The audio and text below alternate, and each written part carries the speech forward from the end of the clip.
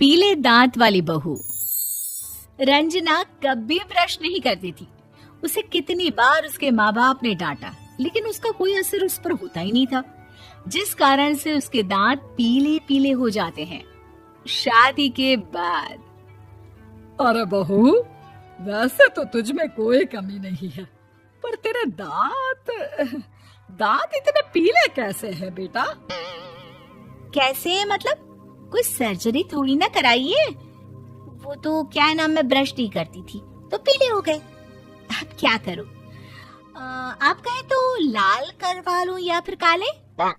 यार ये क्या है, क्यों माँ से लड़ रही हो? लड़ रही हूँ? अरे मैं लड़ रही हूँ या ये बोल रही है कि दांत पीले हैं, पीले? अरे तपस्या थोड़ी ना की है इन्हें पीले करने के लिए। बकायदा ब्रश नहीं किया है 20 साल तक, तब जाकर। छी, कैसी बात कर रही हो? ये उस वक्त तो पीले नहीं थे जब हम लोग तुम्हें देखने आए थे। अरे तब साफ करवा लिया होगा डेंटिस्ट के पास जाकर। अब देखो कैसे पीले पीले लग रहे हैं। रंजना सास की तरफ गुस्से से देखती है। फिर शुरू हो गई पीले पीले पीले। अरे पीले तो तब भी थे जब मेरे हाथ का रसगुल्ला उड़ा उड़ा कर खा रही थी और बोल रही थी, लड़की नहीं गुणों का खजाना दे रहे भाई साहब आप। खैर, अब वो लोग करते भी तो क्या करते, पीले दांत वाली बहू पल्ले पड़ी थी तो झेलना तो था ही। एक दिन कीर्तन में रंजना गाना गा रही थी। अरे कमला बहन, माँ का द्वार है, यहाँ तो सब शुद्ध होकर आते हैं, फिर अपनी बहू को ब्रश भी नहीं करवाती तुम।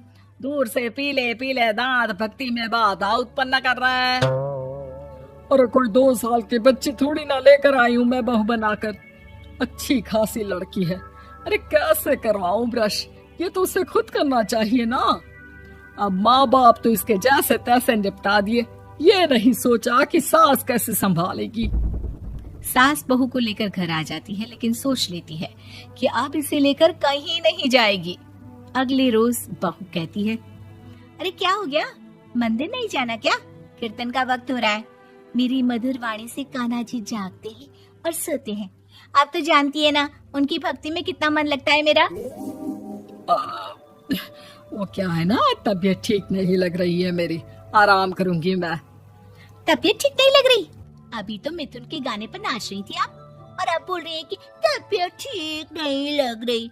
अरे भक्ति में मन लगा लो सासू माँ, ऊपर जाना है, क्या मुंह दिखाओगी आप? हाँ, सास को बहू की